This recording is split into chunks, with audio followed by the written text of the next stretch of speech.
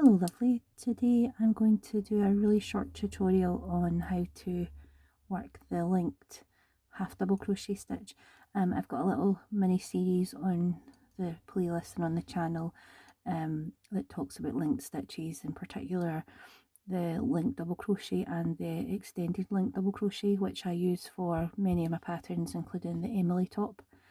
Today I'm going to show you how to work the linked half double crochet stitch, which as it sounds is a half double crochet, but the difference being that it will have a link in between them so that it's not got gaps, to make it a bit more structured and uniform.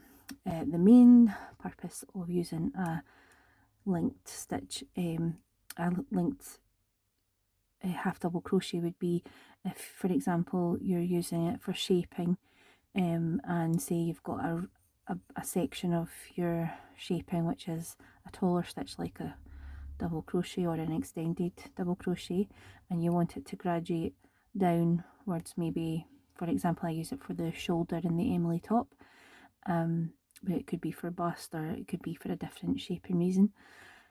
But you, when you're using a linked stitch, there's little ridges that appear uniformly in the middle of the row right across, and so that you don't break the visual line of these ridges, this little line that goes across the centre of the stitches,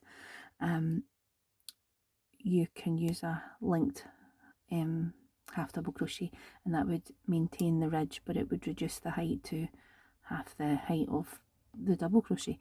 So you'll get the same pattern but you'll have a shrunk stitch.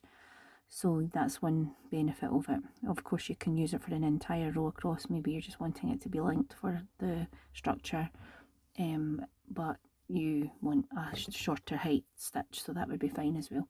So anyway, what I'm going to do is I've worked up a tiny little sample just now with linked foundation row, linked double crochet foundation row, and then 2 rows of extended linked double crochets. Again, there's a tutorial that you can check out for the stitches here, but what I'm going to do now is I'm going to work a whole row of linked half double crochets. So we start, instead of chaining 2, just chain 1, turn your work, and then into the very first stitch, because the chain 1 doesn't count as a stitch.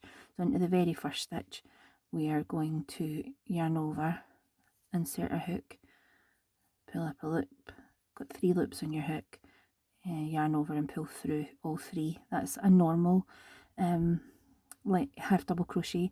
So for the very first stitch in each of the rows, it will always just be an ordinary version of it, not the linked version, because obviously there's nothing for it really to link to, there's no other stitch to link to. So once you've got your first half double crochet, the next step is, instead of yarning over, which you would do for a normal half double crochet, you're going to insert your hook into, so if I show you, there's on a half double crochet there are 3 sort of diagonal loops, not including the one on the hook. This is the one on the hook. So you've got 1 loop, 2 loops, 3 lines going diagonally across. So what you're wanting to do when you're doing your linked stitch is go into the middle one here, like that, and then you're going to pull through 1 like that, and you'll have 2 loops on your hook, and then you're going to insert into the next stitch, pull up a loop, 3 loops on your hook, and now you just finish it like a normal half double crochet. So pull through all 3 together, and then now we've got 1 linked stitch and 1 normal stitch. So 1 half double crochet, 1 linked half double crochet. So again, we're not yarning over. The only real difference when you're doing it a linked stitch is the first step in the stitch. So 3 diagonal lines for your loops going along the stitch, and you're going to insert into the second one, pull up a loop, just pull through 1 so that you've got 2 loops on your hook, and then you're going to insert pull up a loop, that gives you 3, and then pull through all 3, and that's it. And then as you can see the ridge forming there. So I'm going to work across, and you can pay attention. You feel free to rewind or pause or slow it down if you need to. So insert there, like that. Oops. And I have to say that the new hook is feeling really nice in my hand. I hold my hand like a palm grip, a knife hold, but not a tight one, just a nice loose one. And so I also suffer from arthritis with my hands. It's a hereditary thing that I've had since I was really young. So I have to take care of my hands, obviously crocheting so much and doing other crafty things and being quite hands-on with DIY and stuff like that. So I have to watch how what hooks I use and how I hold them. So I find a palm grip's best, and this kind of ergonomic shape, well, with the bulbous sort of part, but a long, I think this is the throat one, the shaft and the throat, whatever one's which. The handle's got to be nice and chunky and tapered, and then this part here has to be long. I got another hook recently that looked the same as the original ones that I tend to use, which is wooden handle and metal hook part, but they were the new ones were skinnier on here and shorter here, and so I just didn't like them at all. So yeah, just as an aside, this one feels really nice in my hands, so thank you to Furls for sending them to me for a try. And this video is not sponsored or anything, and I've not been told what to say, but they sent me them so I could try them out and give my honest feedback. So yeah, I'm liking it. I wasn't sure how I would find the wooden tip because I wasn't sure if it would be as slidey as the metal. It's probably not quite as slidey as the metal end and the metal hook part, but it is quite slidey and it feels nice, so it's a win from me. I used to really like Prim's ergonomic plastic hooks, and I've swore by them for years, and then all of a sudden I got a metal hook, and I made, like, not the cheap metal ones, like I said, the ones with the wooden handle, and I was like, oh, this is night and day, because the plastic hooks squeak and kind of are not as slidey, so yeah. But I did love the Prim ergonomics for years. Now I tend to not reach for them. Yeah, so this is working out nicely.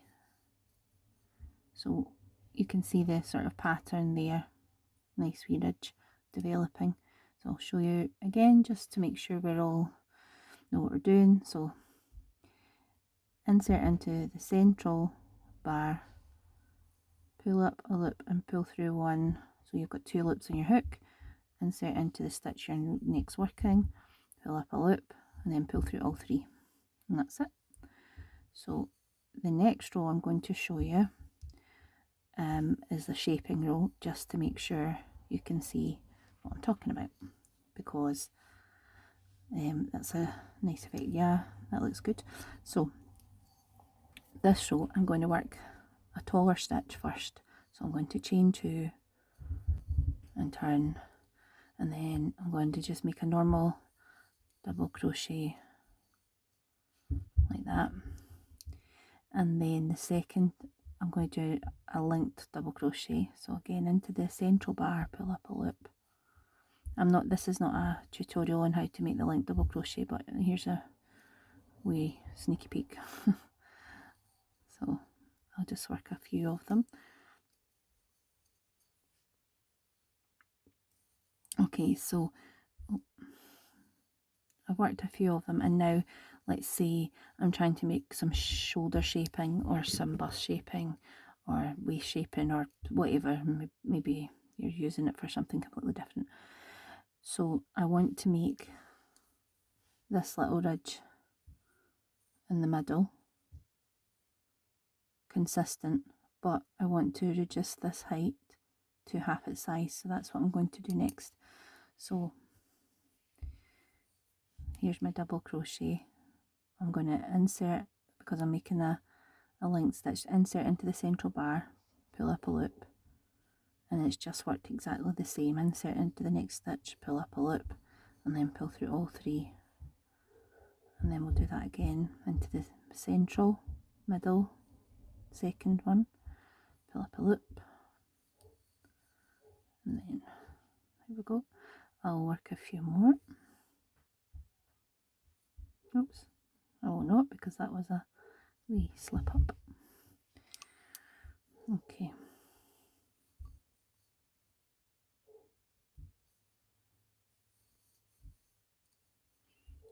Now, maybe I want to, let's say I wanted it, this was like a neckline and this was the centre of the neckline, so it's dipped down and now I want it to dip back up again. So to raise it back up again, I'm going to insert into the second bar again, into the middle one, pull through one, pull, so that I've got 2 loops on my hook, and then into the next one, insert, pull up a loop, then pull through 2, and then pull through 2, and there I'm back up to my big height again.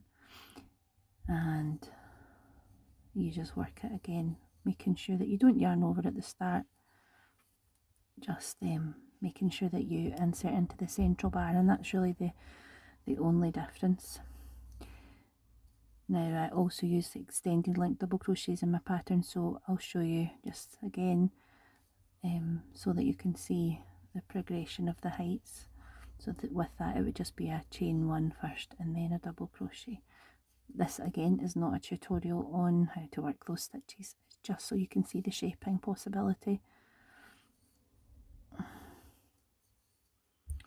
Okay, so if I put it down, you can clearly see the shaping has produced here, but the stitches are nice and tight. They're not very holy, they're not very noticeable. The only main difference is the height of them, but the central ridge is present throughout all of them. If you are using a half double crochet, the same hook size should be fine, but with linked stitches I always recommend that you size up with your hooks, because it does pull the stitches in a bit tighter, and if you want some drape then you want to make sure that the fabric can move, so it needs a slightly bigger hook. However, if you are doing shaping and you have reduced to smaller stitches, you could, like a half double crochet, then you could drop down your hook size if it's looking a little bit gapey or holy. That would just be something to test out yourself on the row. Okay, hopefully that helps. Hopefully you've learned something, and I'll see you in the next tutorial. Bye, lovely.